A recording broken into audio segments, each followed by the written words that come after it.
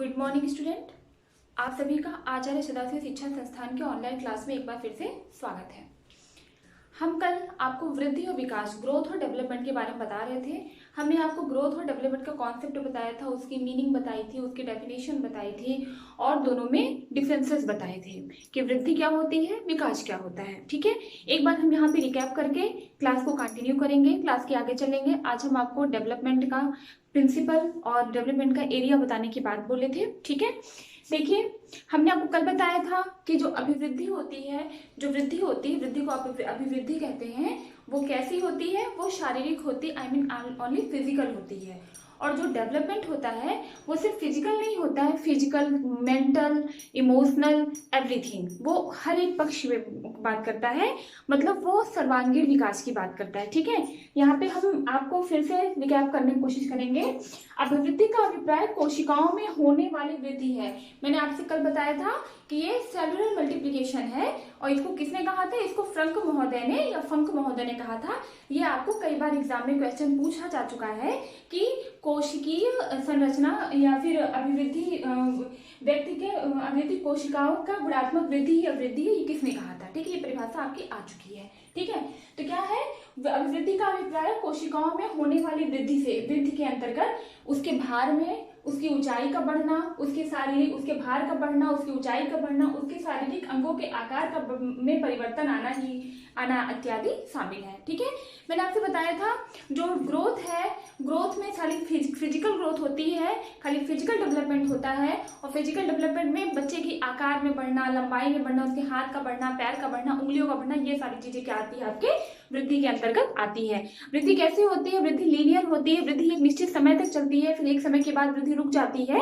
ठीक है, ये सारी चीजें। और वृद्धि कैसी, वृद्धि को हम देख सकते हैं, लंबाई, चौड़ाई, ऊंचाई के परिवर्तन को देख सकते हैं। और विकास में, क्योंकि विकास उसकी गुणात्मकता, वृद्धि परिमाणात्मक होती है, क्योंकि वृद्धि को संख्या में प्रदर्शित कर सकते हैं, वृद्धि बाह्य होती है। ठीक है, ये सारी चीजें आपको कल हम बताए थे। ठीक है, और फ्रंक ने कहा है, फंक या फ्रंक, अलग अलग जगह किताबों में अलग अलग लिखा है, लेकिन दोनों मान के चलिए कोशिकीय गुणात्मक वृद्धि ही अभिवृद्धि है। ठीक है ना, वृद्धि कैसी होती है, कोशिकीय, जो कोशिका में वृद्धि होती है वही अभिवृद्धि है। ठीक है, कोशिकाओं की वृद्धि अभिवृद्धि है। विकास क्या है, व्यक्ति के समग्र परिवर्तन का विकास, व्यक्ति के समग्र परिवर्तन का विकास है। समग्र परिवर्तन मतलब क्या होता है, समग्र परिवर्तन उसके औपचारिक और अनौपचारिक दोनों क्षेत्र में, यानी कि उसके मानसिक, उसकी शारीरिक, उसकी सामाजिक, उसकी सांवेगिक, उसकी नैतिक, उसकी चारित्रिक, उसकी भावनात्मक, इस सभी पक्षों में परिवर्तन ही क्या होता है,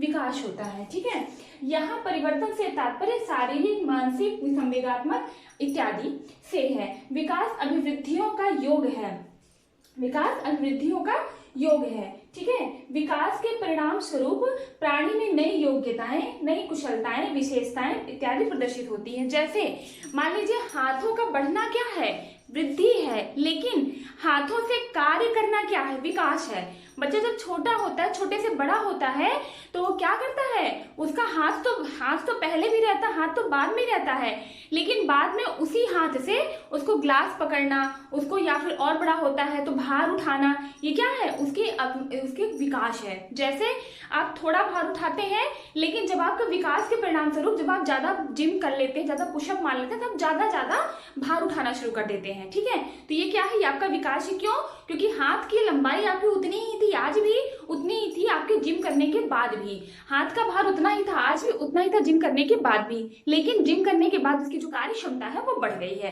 तो विकास क्या है, विकास क्या है, विकास आपकी कार्य कुशलताओं का, प्राणी में नई योग्यताओं का, नई विशेषताओं का और कार्य कुशलताओं को प्रदर्शित करता है। ठीक है, हर्लाक ने कहा है, विकास अभिवृद्धि तक ही सीमित नहीं है, इसकी अपेक्षा इसमें परिपक्व अवस्था के लक्ष्य और परिवर्तनों का प्रगतिशील क्रम निहित है। ठीक है ना, और मैंने आपसे ये बताया था कि वृद्धि में विकास शामिल नहीं है, लेकिन विकास में वृद्धि शामिल है। ठीक है ना, लेकिन वृद्धि विकास बिना वृद्धि के भी विकास हो सकता है। जरूरी नहीं है जो शरीर से नाटा रह गया हो उसका विकास ज्यादा अच्छा हो, जिसकी हाइट कम हो उसका मतलब शारीरिक विकास बहुत अच्छे से नहीं हुआ है, लेकिन फिर भी उसका मानसिक पक्ष का विकास, सामवेगिक, सामाजिक इत्यादि पक्षों का विकास बहुत अच्छे से हो सकता है। ठीक है ना। तो विकास पे वृद्धि विकास पे निर्भर नहीं करता है। ठीक है ना। तो ये आपको हमने बताया था वृद्धि विकास, और इसका प्रश्न शॉर्ट ले लीजिए। और हमने आपको वृद्धि विकास के बारे में सब कुछ बताया, साथ ही साथ हमने आपको इसका अंतर भी बताया था, कॉन्सेप्ट भी बताए थे। इसका प्रश्न शॉर्ट ले लीजिए। हम आगे चलते हैं। आज हम आपको बहुत नई क्लास लेकर के आए हैं। आई थिंक आपने स्क्रीनशॉट ले लिया होगा। आज हम आपको पढ़ाएंगे विकास के सिद्धांत। ठीक है। विकास का एरिया, मतलब विकास के क्षेत्र और विकास के सिद्धांत। अब आप बताइए विकास के क्षेत्र क्या क्या हो सकते हैं। क्वेश्चन आता है, मान लीजिए आपसे प्रश्न किया जाए, या प्रश्न आता भी है कि क्या विकास का एक पक्ष, अगर विकास का कोई एक पक्ष अगर ठीक से विकास ना करे, ठीक से वृद्धि ना हो उसमें, तो क्या अन्य पक्ष उससे प्रभावित होंगे?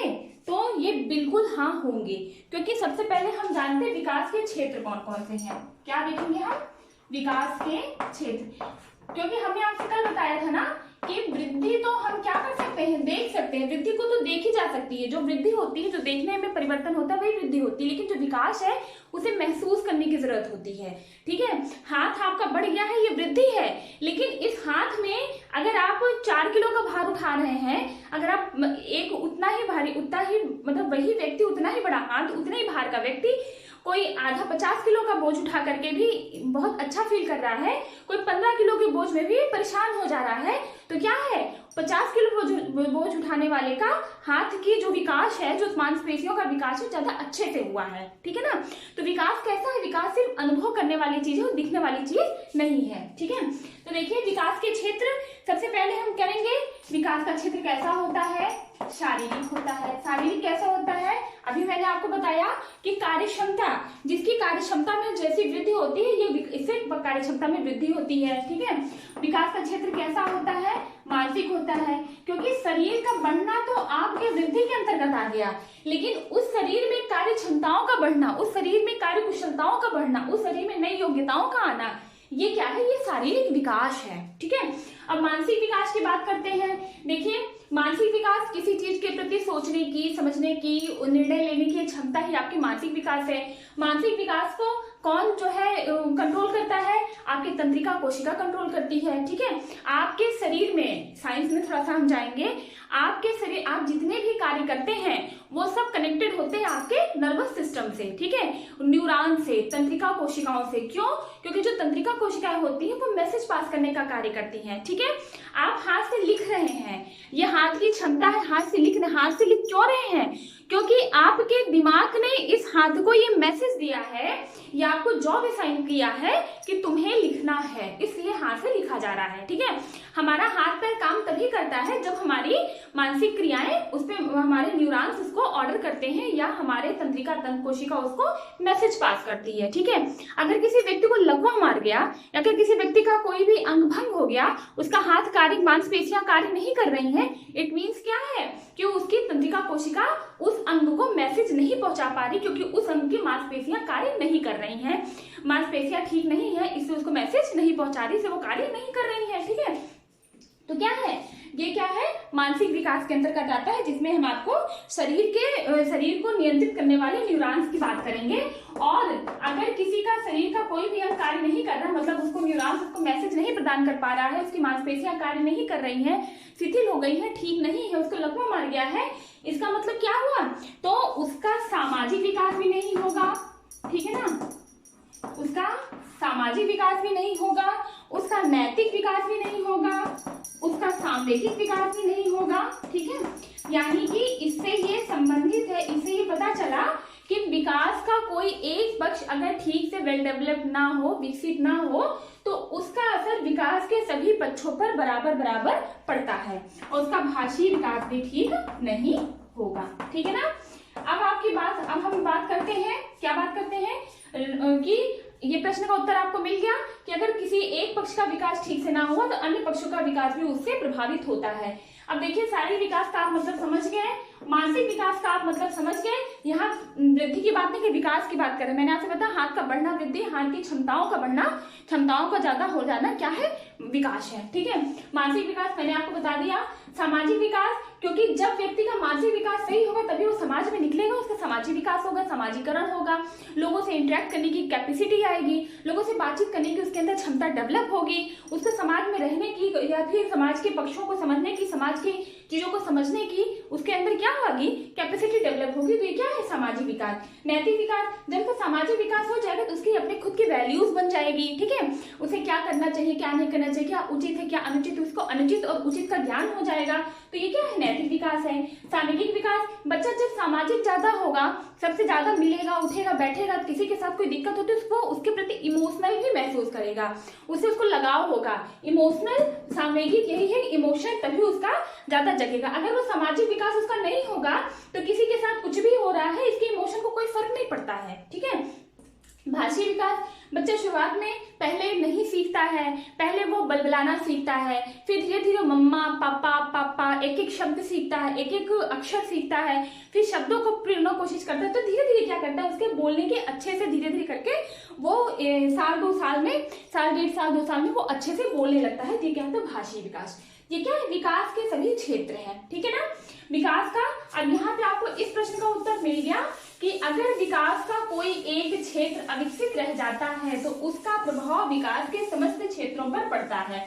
लेकिन अगर वृद्धि में यही बात कहें तो अगर वृद्धि में शरीर का कोई एक अंग अविकसित रह जाए तो जरूरी नहीं है उसका असर, बशर्ते वो तंत्रिका कोशिका ना हो, मस्तिष्क ना हो, तो उसका असर सब पे पड़ता है, लेकिन उतना नहीं पड़ता है। जैसे अगर आपका माल हाथ ना हो तो आप क्या करेंगे, लेफ्ट हैंड से लिखेंगे। ठीक है, हाँ ये बात अलग है कि आपको कार्य को उतने अच्छे से नहीं कर पाएंगे, लेकिन ये नहीं है कि आपके अंदर टैलेंट नहीं आएगा या आप विकसित नहीं हो पाएंगे या आप प्रगतिशील नहीं हो पाएंगे। ठीक है ना, तो क्या है कि सारी जो वृद्धि है ये वृद्धि है, विकास क्या है, विकास सर्वांगीण है। ठीक है ना, और विकास में वृद्धि ऑटोमेटिक समाहित है। ठीक है, अब हम आपको बहुत ही इंपॉर्टेंट चैप्टर की तरफ ले चले, इंपॉर्टेंट टॉपिक की तरफ ले चल रहे हैं। इसको संभाल के पढ़िएगा, ध्यान से पढ़िएगा। क्यों, क्योंकि आपके एग्जाम में तो आता ही आता है, साथ में आपके टेट, सुपर टेट, ये जितने भी हैं, सीटेट, सब में ये आता है, कुछ कोई ना कोई प्रश्न का देखने को मिलता है। अभी आप देखेंगे तो हो सकता है आप अगर एक बार एग्जाम दिए हो तो आपको रिमाइंड होगा। ठीक है, विकास के सिद्धांत, आपको यहाँ पे इंपॉर्टेंट सिद्धांत लेके आए हैं। अंत में हम आपको कुछ सिद्धांत और उसके प्रवर्तक के नाम भी बताएंगे जो बहुत पूछा जाता है। ठीक है ना, देखिए सबसे पहले हम आपको बताते हैं निरंतरता का सिद्धांत। किस चीज का सिद्धांत, निरंतरता का सिद्धांत। ठीक है ना, ये विकास का एक सिद्धांत है। निरंतरता का मतलब क्या होता है, प्रिंसिपल ऑफ कॉन्टिन्यूटी। मतलब क्या है, किसी भी चीज को लगातार, किसी कोई भी विकास निरंतर होता रहता है। मैंने आपको बताया विकास क्या है, जन्म से लेकर मृत्यु तक चलने वाली प्रक्रिया है। और केवल जन्म से लेकर मृत्यु तक नहीं, जन्म के थोड़ा पहले आ जाइए, जब बालक का जन्म नहीं हुआ था, मतलब 0 डेज से लेकर के 180 डेज यानी कि 9 महीना, ये भी जब बच्चा गर्भ में था, इसको भी हम मान लेते हैं। तो कहने का क्या मतलब है कि गर्भावस्था से लेकर के पौढ़ावस्था या जीवन पर्यंत चलने वाला विकास है, जो कि कंटिन्यूअस जीवन पर्यंत चलता रहता है, ये कहीं रुकने का नाम नहीं लेता है।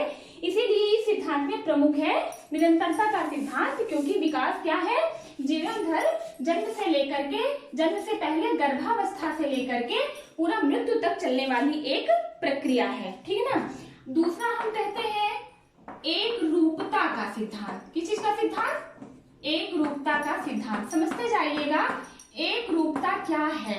ठीक है ना, एक रूपता क्या है, ये है, मान के चलिए कि यूनिफॉर्म, ये क्या है, एक रूपता का सिद्धांत है, यूनिफॉर्म पैटर्न। एक रूपता, जैसे कि यहाँ पे किसी एक बच्चे का विकास, किसी एक बच्चे, जैसे 2 बच्चे हैं, ठीक है ना, तो बच्चे का विकास एक ही तरीके से होता है, अलग अलग तरीके से नहीं होता है। बच्चा सिक्वेंशियली एक तरीके से, एक तरफ से बढ़ने की कोशिश करता है। पहले बच्चा जब पैदा होता है तो वो कुछ भी नहीं कर पाता है, फिर वो सीधे सीधे धीरे धीरे सर उठाना सीखता है, फिर हाथ चलाना, पैर चलाना, फिर घुटनों से चलना, फिर खड़ा होकर चलना, फिर बलबलाना, रोना, फिर बोलने की कोशिश करना, छोटा छोटे शब्द का प्रयोग करना, फिर बड़े बड़े शब्द का प्रयोग करना, फिर अच्छे से बोलना सीखना। पहले नर्सरी में जाओ, पहले उसको का बनाना, का को पहले कैसे बनाया जाता है, लाइन खींचना, गोला बनाना, ऐसे लटकाना, फिर धीरे धीरे, मतलब यही चीज हर बच्चा ऐसे ही सीखता है। अंतर इतना होता है, कोई बच्चा वही चीज सीखना 6 महीने में सीख जाता है, कोई बच्चा 8 महीने में। कहते नहीं भाई हमारा बच्चा तो 8 महीने में खड़ा होने लगा था या बैठने लगा था। भाई हमारे बच्चे ने तो खड़ा होने बैठने में 1 साल लगा दिया था, तो क्या महीनों का अंतर हो गया? लेकिन जो क्रम है वो वैसे ही रहा। ऐसा नहीं है कोई बच्चा पहले पढ़ना सीख गया उसके बाद बोलना सीखा, पहले वो लिखना सीख गया फिर बोलना फिर पढ़ना सीखा, इस तरीके से नहीं होता है। बच्चा एक रूपता ही, एक जो विकास के सिद्धांत में एक रूपता का सिद्धांत है वो उसी को प्रदर्शित करती है कि सभी बच्चे, सभी व्यक्ति समान रूप से बढ़ते हैं, समान रूप से विकास करते हैं। ठीक है, हर बच्चा, 2 बच्चों को कंपेयर करिए तो पहले वो भी वही सीखेगा जो पहले ने सीखा है। ऐसा नहीं है पहला वाला लेटने के बाद सीधे खड़ा होकर चलने लगा और दूसरा वाला क्या कर रहा है, दूसरा वाला धीरे धीरे पहले लेटना सीखा, फिर पलटना सीखा, फिर घुटनों के प्रति चलना सीखा, फिर दीवार पकड़ के खड़ा होना सीखा, फिर चलना सीखा, फिर दौड़ना सीखा। और एक बच्चा पहले लेटना सीखा, लेटने के बाद फिर दौड़ने लगा, फिर बैठना सीखा। इस तरीके से नहीं होता है। मतलब ये एक रूपता का सिद्धांत विकास के सिद्धांत का प्रमुख सिद्धांत है। ठीक है ना। इसी में अब आप ये कहिए कि ऐसा नहीं है, इसमें विभिन्नता भी पाई जाती है। तो हाँ, पाई जाती है। इसमें है क्या? विभिन्नता का सिद्धांत। किस चीज का सिद्धांत? विभिन्नता का सिद्धांत। मतलब कि individual differences, the principle of individual differences. विभिन्नता क्या है कि हर एक प्रजाति, अगर सेम प्रजाति है तो हर एक प्रजाति का वो स्पीसी, उस प्रजाति का वो मान के चलिए वो जीनस आपस में एक दूसरे के जो समान है उसमें विभिन्नता पाई जाती है। ठीक है, जैसे आपकी क्लास में बहुत सारे बच्चे होंगे, तो सब एक दूसरे से भिन्न होंगे, देखने में, कोई बोलने में, कोई चलने में, मतलब हर एक चीज में। फेस आप पहचानते कैसे किसको है? फेस अपीयरेंस से भिन्न होंगे। यहाँ तक कि सबसे ज्यादा सेम होते हैं ट्विंस सबसे ज्यादा सेम होते हैं, लेकिन उसके बाद भी उनमें क्या पाई जाती है? इंडिविजुअल डिफरेंसेस पाए जाते हैं, उनमें भी व्यक्तिगत विभिन्नताएं पाई जाती हैं। कैसे? सबसे बड़ी बात है उनके फिंगरप्रिंट्स भी एक दूसरे से मैच नहीं करते, वो अलग अलग ही होते हैं। तो इसका सबसे बेस्ट एग्जांपल है आपके फिंगरप्रिंट्स, क्योंकि वैसे तो व्यक्ति, हर एक बच्चा एक बच्चे से विभिन्न होते हैं, उनके कार्य करने की क्षमता अलग अलग होती है, उनको देखने में, सुनने में, उनकी शारीरिक बनावट अलग अलग होती है। इसके साथ भी अगर 2 ऐसे ट्विंस का एग्जाम्पल है जिसकी शारीरिक बनावट एक जैसी होती है तो भी उनमें कुछ अंतर पाए जाते हैं। और सबसे बड़ा अंतर ये फिंगरप्रिंट्स का है कि उनके फिंगरप्रिंट्स कभी एक जैसे नहीं होते। तो ये क्या है? इंडिविजुअल डिफरेंसेस का प्रिंसिपल ऑफ इंडिविजुअल डिफरेंसेस या विभिन्नता का, व्यक्तिगत विभिन्नता। इसी को व्यक्तिगत विभिन्नता का सिद्धांत कह सकते हैं, इसी को हम विभिन्नता का सिद्धांत कह सकते हैं। व्यक्तिगत लगा दिए ज्यादा अच्छा रहेगा, इसको लिख लीजिएगा व्यक्तिगत विभिन्नता का सिद्धांत। ठीक है, अगला क्या है? अगला ये मान के चलिए कि विकास की ये एक रूपता का हो गया, विभिन्नता का हो गया। ठीक है, और अगला मान के चलिए सामान्य से विशिष्ट की ओर। ठीक है, क्या है? सामान्य से विशिष्ट की ओर। देखिए, ये भी एक डेवलपमेंट का एक सिद्धांत है। पहले बच्चा बहुत सी सामान्य चीजों को देखता है, सुनता है, समझता है, फिर उसकी विशिष्टता की तरफ जाने की कोशिश करता है या उसकी विशिष्टता की तरफ वो करने की कोशिश करता है। जैसे पहले आप सिंपल चीजों को सीखेंगे, फिर आप कॉम्प्लेक्स चीजों को सीखेंगे। हम एग्जाम्पल एक दे रहे हैं, मान लीजिए छोटा बच्चा है, क्योंकि यहाँ पे हम बच्चों के बारे में ही भी पढ़ रहे हैं। मान लीजिए अभी हम एडोलसेंस पीरियड में ही पढ़ेंगे। हम मान लीजिए छोटा बच्चा है, छोटा बच्चा पहले क्या सीखता है? पहले वो 6 महीने का रहता है तो किसी भी महिला को, मान लीजिए वो 2 लोगों के साथ रहता है, एक औरत है, एक आदमी है, औरत उसकी माँ है, आदमी उसका पिता है। ठीक है, तो सिर्फ मेल और फीमेल को जानता है कि जो भी महिला साड़ी पहनी रहेगी, ऐसे बाल बांधी रहेगी, उसको लेने की कोशिश करेगी, वो उसकी माँ होगी। तो क्या करता है? गली में किसी भी ऐसी औरतों को देख करके वो अपनी माँ या किसी भी आदमी को देख करके पापा बुलाने की कोशिश करता है। बच्चा जब तुरंत बोलना सीखता है तो। लेकिन यही बच्चा जब 8-9 महीना, साल भर का हो जाता है, तब उसे समझ में आता है नहीं, मेरी माँ ये नहीं है, मेरी माँ ही है। तो कहने हैं पहले वो सामान्य चीजों को सीखता है। पहले वो ये सीखता है कि हाँ, कोई भी पुरुष पिता है, कोई भी महिला माँ है, अगर उसको देख लेगी, अगर उसके अपने पिता से जैसा स्नेह मिलता है, किसी पुरुष को देख लेगा, उसी स्नेह की वो अपेक्षा करेगा। ठीक है, वो मिले ना मिले बात की बात है, लेकिन धीरे धीरे जब वो थोड़ा बड़ा होगा और अपनी माँ को पहचानने की कोशिश करेगा, तो अपनी माँ को पहचानना सीख जाएगा, तो वो किसी भी महिला को माँ कह के नहीं पुकारेगा, किसी भी महिला के गोद में फटाक से नहीं जाएगा। क्योंकि बच्चे देखते हैं ना, किसी छोटा बच्चा रहता है, आप उसको लेने, कोई भी लेने, एक अजनबी भी उसको लेने की कोशिश करे, बच्चा दौड़ के कूद के उसकी गोद में जाता है। क्यों जाता है? क्योंकि उसे ये नहीं पता होता वो अजनबी है। क्यों? क्योंकि उसे पता होता है ये तो वही व्यक्ति है जो व्यक्ति हमको अक्सर लेता रहता है। ठीक है, वो दौड़ के जाए तो पहचानता नहीं है किसी को, तो ये सामान्य हुआ। लेकिन धीरे धीरे विशिष्ट, धीरे धीरे वो अपने घर के मेंबर्स को, अपने भाई को, अपनी बहन को, अपने चाचा को, अपनी माँ को, पापा को पहचानने लगता है। कोई अजनबी व्यक्ति उसे लेने की कोशिश करता है तो रोने की कोशिश करता है, वो रोता है, चिल्लाता है, उसके दूर भागता है। तो क्या है ये क्या है? ये आपका सामान्य से विशिष्ट की ओर है। ये भी आपके विकास के सिद्धांत, जो सिद्धांत होता है पहले सामान्य रूप से होता है, उसके बाद विशिष्ट रूप से होता है। ठीक है, अब हम आप बताते हैं विकास की गति का सिद्धांत। विकास की गति का सिद्धांत मैंने आपको बताया कि जो विकास की गति होती है यूनिफॉर्म होती है। ठीक है, विकास की गति कैसी होती है? यूनिफॉर्म होती है कि पहले एक जैसे ही दो लोगों में एक जैसा ही विकास होता है। ऐसा नहीं होता है कि किसी में विकास पहले हो गया, किसी में विकास का क्रम टूट गया। ठीक है ना, विकास की गति का सिद्धांत एक जैसा ही होता है। पहले बच्चा लेटना सीखता है, पलटना सीखता है, सर उठाना सीखता है, फिर धीरे धीरे रोना, चिल्लाना, हर बच्चों में यही चीजें हैं। फिर वो नर्सरी क्लास में जाता है, फिर चलना, दौड़ना, बोलना, ये सारी चीजें सीखता है। पहले नर्सरी क्लास में, फिर केजी क्लास में, फिर KG, LKG, UKG, first, second, third, plus two, मतलब इस तरीके से वो धीरे धीरे विकास करता है। ये नहीं कि बच्चा कक्षा 1 के बाद कक्षा 5 पढ़ ले, कक्षा 1 के बाद कक्षा 2, कक्षा 3, कक्षा 4 पढ़ा, और अगर आपने इस क्रम को तोड़ा, कक्षा 2 के बाद उसको कक्षा 4 में एडमिशन कराया, तो क्या करेगा? वो बच्चे का विकास वहीं पे अवरुद्ध हो जाएगा, विकास वहीं पे रुक जाएगा, या विकास उस गति से, जिस गति से हो रहा था उस गति से नहीं हो पाएगा। ठीक है ना, तो क्या है? विकास की गति का सिद्धांत एक ही होती है, एक ही चलता है, सिक्वेंशियल चलता है। ठीक है, तो जैसे आपका है बाल्यावस्था, इससे पहले है शैशवावस्था। शैशवावस्था में विकास की गति बहुत तेज होती है। ठीक है ना, फिर आ गया बाल्यावस्था। बाल्यावस्था में विकास यानी कि ये हो गया 0 से लेकर 6 साल तक विकास की गति बहुत तेज होती है। क्योंकि बच्चे को अगर 4 महीने पहले देखेंगे, 4 महीने बाद देखेंगे, आपको काफी अंतर समझ में आएगा, डे बाय डे उसमें डिफरेंसेस पता चलते हैं। बाल्यावस्था में ये आ गया 6 से 12 तक का अवस्था, तो 6 से 12 तक की अवस्था में गति थोड़ी मंद हो जाती है। फिर किशोरावस्था आ गया है, ये आ गया 12 से 18 या 19 तक की अवस्था। इसमें गति फिर बहुत तेज होती है। इसमें सबसे ज्यादा संवेगात्मक विकास होता है, क्योंकि यहाँ पे बच्चा एक जैसे थे, लेकिन यहाँ पे लड़के और लड़कियों में डिफरेंसेस होने अलग अलग, उनके हार्मोनल सिक्रेशन अलग अलग होते हैं, उनका अलग अलग डेवलपमेंट होता है। ये आपको हम इसमें पढ़ाएंगे, जब हम आपको किशोरावस्था पढ़ाएंगे तो आपको हम सब कुछ बताएंगे उनके अंदर किशोरों का विकास कैसे होता है। ठीक है, ये बहुत ही अत्यंत तनाव और तूफान की अवस्था भी होती है, क्योंकि इसमें प्रत्येक बालक को, प्रत्येक बच्चे को, चाहे मेल हो, चाहे लड़का हो, चाहे लड़की हो, उसे अपने फ्यूचर की चिंता होती है, उसे अपने पार्टनर की चिंता होती है, उसे अपने लाइफ स्टाइल की चिंता होती है, अपने कैरियर की चिंता होती है। ये एंजाइटी और एंग्जाइटी से क्या होता है कि वो विकास बहुत शीघ्र होता है, उसका संवेगात्मक विकास सबसे ज्यादा शीघ्र होता है, संवेगात्मक शारीरिक भी सीख होता है, लड़कों की आवाज का मोटा होना, फिर लड़कियों की आवाज का पतला होना, ठीक है, वगैरह वगैरह, ये सारी चीजें विकास यहाँ पे होता है, तो बहुत तेज होता है। यहाँ पे बहुत तेज होता है, यहाँ पे क्या होता है, ये थोड़ा नॉर्मल होता है, यहाँ पे फिर बहुत तेज होता है। फिर इसके बाद की जो अवस्था होती है, पौढ़ावस्था 18 के बाद की, चाहे पूरा एंड ऑफ द लाइफ तक क्या होता है, विकास फिर नॉर्मल होता है, क्योंकि बच्चों में ज्यादा चेंजेस नहीं आते हैं। यहाँ से यहाँ तक को ही विकास को ही हम क्या कहते हैं, वृद्धि कहते हैं।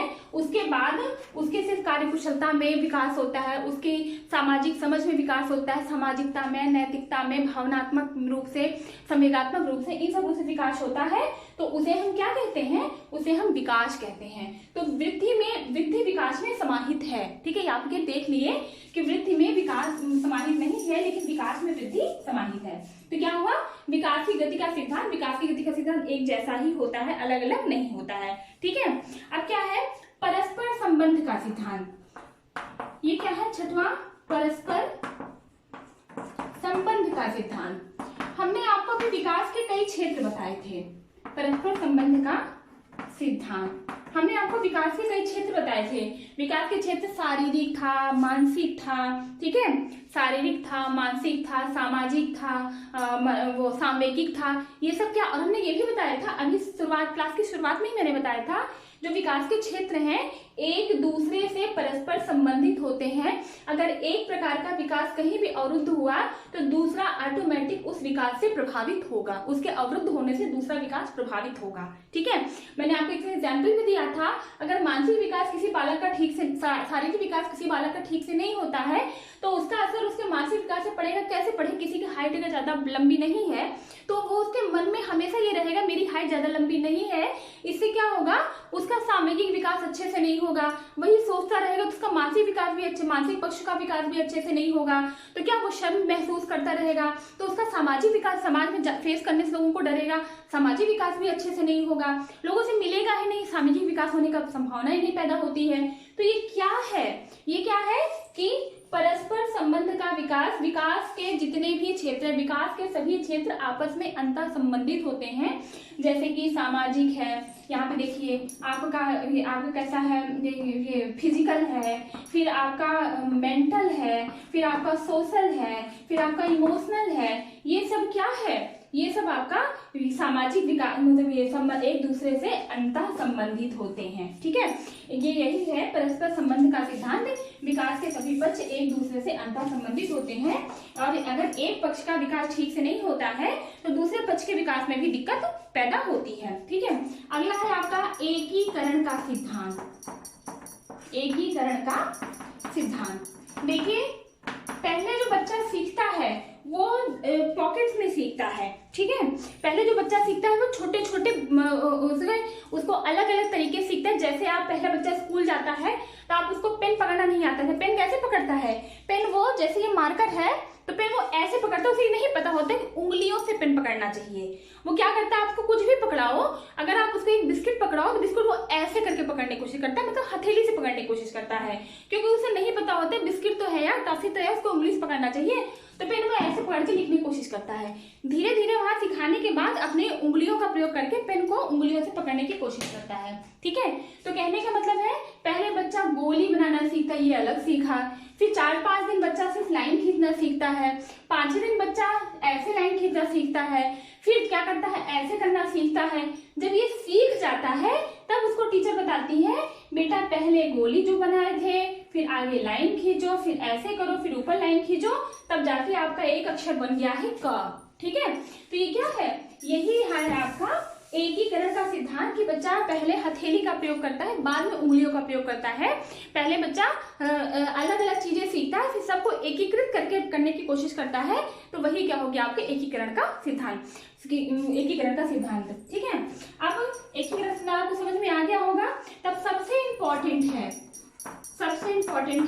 विकास की दिशा का सिद्धांत। ये कई बार क्वेश्चन आ चुका है एग्जाम में, टेट में, सुपर टेट में बहुत बार आया है कि विकास की दिशा का सिद्धांत। क्वेश्चन कैसे आया है, आप अगर पेपर उठा के देखेंगे तो आपको पता चल जाएगा। विकास की दिशा का सिद्धांत, बच्चों का विकास कैसा होता है, बच्चों का विकास होता है मस्तोन्मुखी।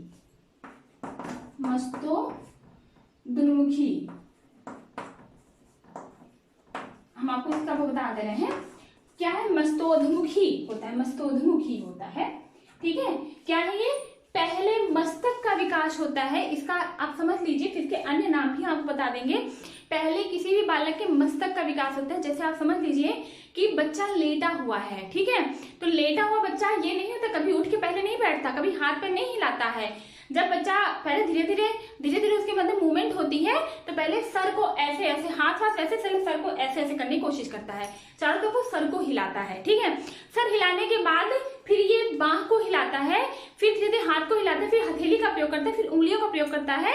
कहने का मतलब है बालक का विकास मस्तक से पैर की तरफ होता है, इसे कहते हैं शिरोन्मुखी, सिर से पैर की तरफ। ये क्वेश्चन कई बार आ चुका है एग्जाम में, 2018 में भी आया था, कई बार ये टेट की क्वेश्चन में आ चुका है कि बालक का विकास कैसे होता है, बालक का विकास कैसे होता है, ये शिरोन्मुखी होता है या मस्तोन्मुखी होता है, ठीक है। और कैसे होता है, निकट से क्वेश्चन है ये कि बालक का विकास कैसे होता है। बालक का विकास शिरोन्मुखी होता है, पहले सिर का विकास होता है, फिर पैर का विकास होता है। सिर से पैर की तरफ, या मस्तक मस्तोन्मुखी भी होता है, शिरोन्मुखी होता है, सिर से पैर की तरफ, मस्तक से पैर की तरफ। क्वेश्चन कैसे भी घुमा फिरा के आ सकता है, ठीक है। अब या तो फिर एक स्टेटमेंट में दे सकता है, उस स्टेटमेंट के बाद आपको पूछा इस तरह बालक का विकास किस प्रकार से हुआ है, कोई बालक लेटा है, पहले ऐसा किया वैसा किया, तो आपको समझने की कोशिश करना है कि क्वेश्चन कह क्या रहा है, ठीक है। फिर हर बाद में अभी क्वेश्चन की सीरीज कराएंगे, फिर बता देंगे। फिर ये क्या है, पहले बालक का मस्तक का विकास होता है, फिर पैर का विकास होता है, निकट से दूर का विकास। अब निकट से दूर का विकास, शरीर के पहले निकट के अंग, आपके शरीर का निकट का अंग क्या है, सबसे ज्यादा मध्य का अंग क्या है, आपकी स्पाइनल कॉर्ड, रीढ़ की हड्डी।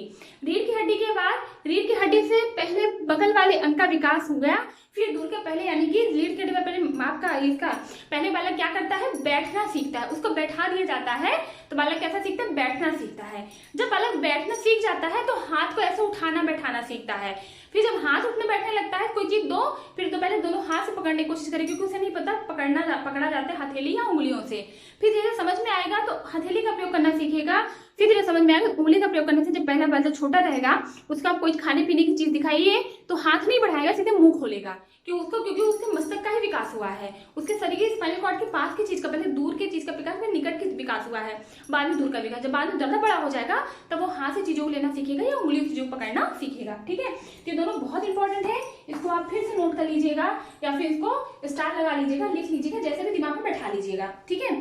अगला है, इसको हम पहले वाला मिटा देते हैं, निरंतरता का सिद्धांत या एकरूपता का सिद्धांत, ठीक है।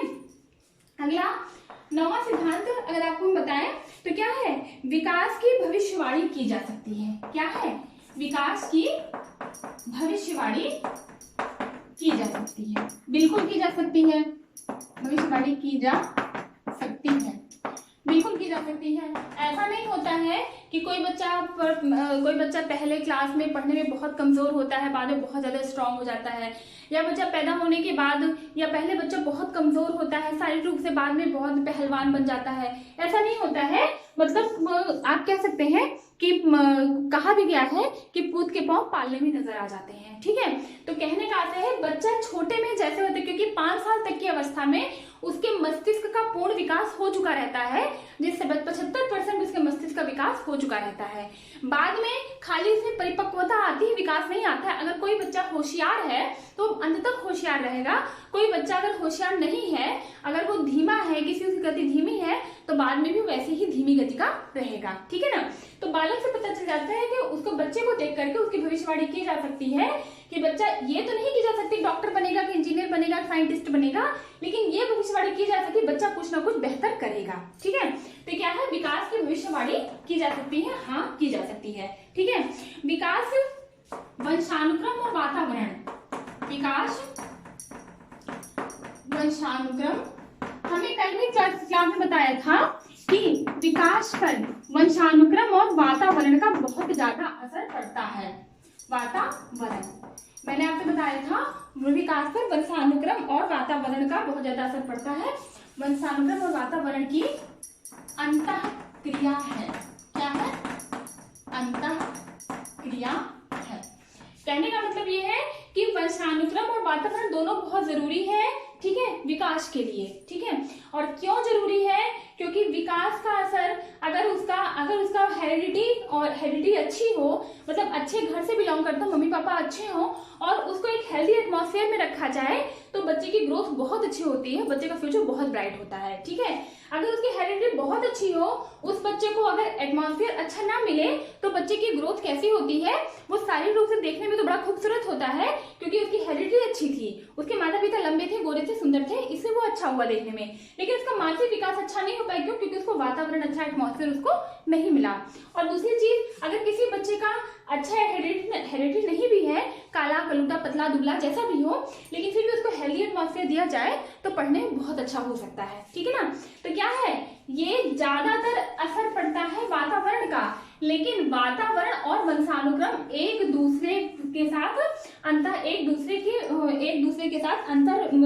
अंतःक्रिया का परिणाम है, ठीक है ना, मतलब एक दूसरे के लिए पूरक है, ये मान के चलिए, ठीक है। तो विकास के लिए वंशानुक्रम भी जरूरी है, वातावरण भी जरूरी है, लेकिन एक अच्छा वातावरण दे करके, कितना भी अच्छा वातावरण दे करके उसको वंशानुक्रम को अच्छा करने की कोशिश की जा सकती है। लेकिन कितना भी अच्छा वंशानुक्रम हो, अगर वातावरण अच्छा नहीं है तो होता है, कभी कभी ये भी होता है कीचड़ में कमल खिलता है, लेकिन क्या होता है उसको पूर्ण स्वतंत्रता, क्योंकि उसका वंशानुक्रम है कि उसके मस्तिष्क का विकास है, उसके पापा बहुत अच्छे थे, उसकी सोच बहुत अच्छी थी, तो गलत जगह रह के भी सोच हो जाए, ये भी एक अपवाद तो हर जगह होते हैं, यहाँ भी एक अपवाद है, ठीक है, हो सकता है। लेकिन क्या है, वंशानुक्रम वातावरण विकास की अंतःक्रिया है, ठीक है, ये दोनों अंतःक्रिया के फलस्वरूप विकास किसी का संभव है। ये था विकास के सिद्धांत, ठीक है। अब यहाँ पे इसको भी रेस कर दे रहे हैं, आई थिंक आप लोग लिखते ही चले गए होंगे, नहीं तो समझ तो रहे ही होंगे, आपकी बुक में ऑलरेडी लिखा हुआ है, आपको हर जगह लिखा मिल जाएगा। यहाँ पे अगर आप एक बार समझ जाएंगे तो आपको समझने की कोशिश ही करनी है, आपको ज्यादा रटना नहीं पड़ेगा और आप इसके अंतर्गत आसानी से लिख सकते हैं, ठीक है। यहाँ पे आपको कुछ विकास की बात बता रहे, विकास सिद्धांत बता रहे जो एग्जाम में बहुत बार पूछा गया है, ठीक है। पहला है, आप लोग खुद बताना चाहिए आपको, पहला है मनोविश्लेषणात्मक सिद्धांत। ये सब हम आपको पढ़ाएंगे, बहुत इंपॉर्टेंट है। मनोविश्लेषणात्मक सिद्धांत जो विकास का सिद्धांत, इसको किसने दिया था? इसको दिया था सिगमंड फ्रायड ने। सिगमंड फ्रायड आपको इन्होंने चेतन अचेतन मन को दिया था, अवचेतन मन को दिया था, ये आपको हम बताएंगे, जो कि बहुत इंपॉर्टेंट है। पहले तो क्वेश्चन यही से बनता है, मनोविश्लेषणात्मक सिद्धांत के प्रवर्तक कौन है, तो आपको 3-4 नाम दे दिया जाएगा, तो आपको याद रखना है कि सिगमंड फ्रायड है, ठीक है। अब क्या है, दूसरा है मनोलैंगिक विकास। मनोलैंगिक विकास का सिद्धांत, ठीक है ना।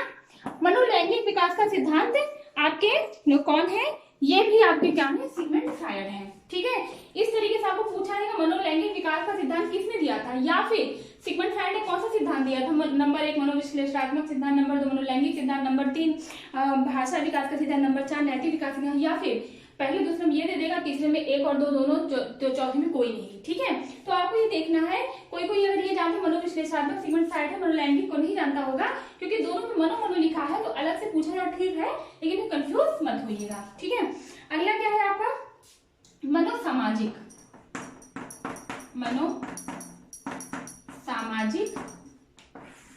विकास का सिद्धांत। अब आप यहाँ पे ये मत कहिएगा मनो तीनों में लिखा है, तीनों सिगमंड फ्रायड होंगे, ठीक है। मनोसामाजिक विकास का सिद्धांत किसने दिया था, एरिक्सन ने दिया था। किसने, एरिक्सन ने। ये सब आपको अलग अलग पढ़ाएंगे सिद्धांतों के अंतर्गत, ये आपको बहुत इंपॉर्टेंट है, ये एक बहुत बड़ा टॉपिक और बहुत इंपॉर्टेंट टॉपिक है, ठीक है। तो इसको किसने दिया था, एरिक्सन ने। फिर क्या है, संज्ञानात्मक विकास का सिद्धांत, मोस्ट इंपॉर्टेंट, संज्ञानात्मक विकास का सिद्धांत, संज्ञानात्मक विकास का सिद्धांत, ये मोस्ट इंपॉर्टेंट है, और इसको आपके पसंदीदा जीन पियाजे ने दिया था। जीन पियाजे और सिगमंड फ्रायड और चॉम्स्की, ये लोग ऐसे हैं कि इनके बिना मनोविज्ञान शुरू और खत्म ही नहीं हो सकता है। अगर ये टेट के 30 नंबर है, 30 नंबर में 2 से 3 नंबर तो इन लोगों के रहते ही रहते हैं, ठीक है। इनकी थ्योरीज के अंदर से क्वेश्चन पूछा, ये तो क्वेश्चन आता ही आता है, बट इनकी थ्योरीज के अंदर से क्वेश्चन आता है, वो हम आपको बताएंगे। ये लोग मोस्ट इंपॉर्टेंट है, ठीक है। और फिर है आपका नैतिक विकास का सिद्धांत, नैतिक विकास का सिद्धांत। अब आपने सुना होगा नैतिक विकास का सिद्धांत लॉरेंस कोहलबर्ग ने दिया था। किसने दिया था, लॉरेंस कोहलबर्ग ने दिया था नैतिक विकास का सिद्धांत, ठीक है। अब ये भी इंपॉर्टेंट है, पूछा जाता है, और ये अभी सीटेट के एग्जाम में आया था, जो अभी हुआ था, ठीक है। क्या था, भाषा विकास का सिद्धांत, भाषा विकास का सिद्धांत। लोगों ने, किसी ने जीन पियाजे लिखा होगा, किसी ने कुछ लिखा हो, जो भी लिखा हो, ठीक है, इसका नाम है नॉर्म चॉम्स्की। कौन थे, नॉर्म चॉम्स्की। ये इसमें से ये लोग ऐसे मनोवैज्ञानिक हैं जिनके प्रश्न आपको हर साल देखने को ही मिलेंगे।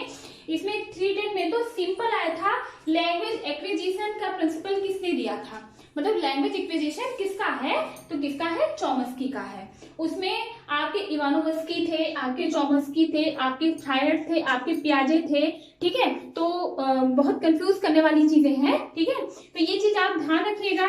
इसको हम अगली क्लासेस में इसको हम अलग अलग एक्सप्लेन करेंगे, जो कि आपके क्लास के लिए तो बहुत ज्यादा उपयोगी नहीं साबित होगी, लेकिन आपके जिस लिए आप बीएड कर रहे हैं उसके लिए आपके बहुत ज्यादा उपयोगी साबित होगी, ठीक है। अगर आपको क्लास पसंद आई हो तो प्लीज लाइक करिएगा, ठीक है। Thank you.